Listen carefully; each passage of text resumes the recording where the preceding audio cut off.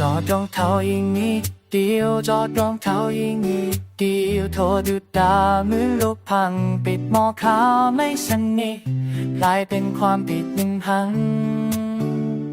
ไม่ใช่โรคที่วางผิดไม่ใช่โมที่ปิดไม่ลงแต่มันคืออะไร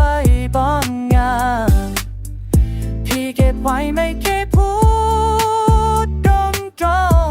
งๆ The little thing that also lead to เข้าใจเรื่องจริงจังฟิงจังไม่ได้ว่าทำดูที่เห็นแต่พอความจริงใช่จะยังที่เป็น The little thing that also lead ใจแค่เวลายังจำกัดกับคำพูดที่เราเสียความมองลาคือสีลมขอความเข้าใจ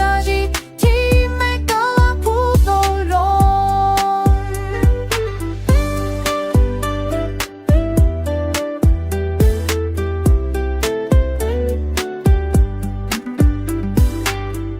เวลาคนที่เรารัก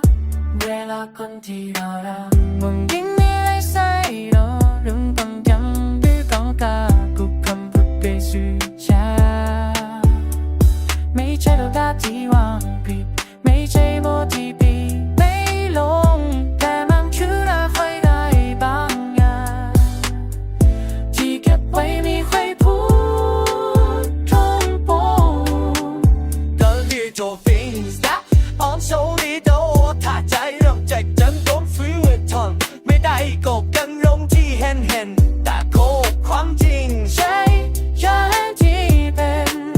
The little thing that also lead จากเวลายังจำกัดกับคำพูดที่เราชื่อความมองลา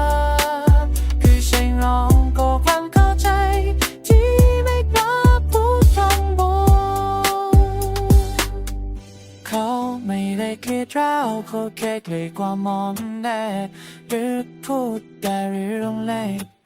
โกรธที่มันแย่แค่พูดไปเสมอมันคือที่โลกจอที่ทงใจคำมันไม่ไหวทันทีใจยอมรับปากแค่ดูแลชีวิตใช้สมองก็จบให้ได้ใจแต่ all say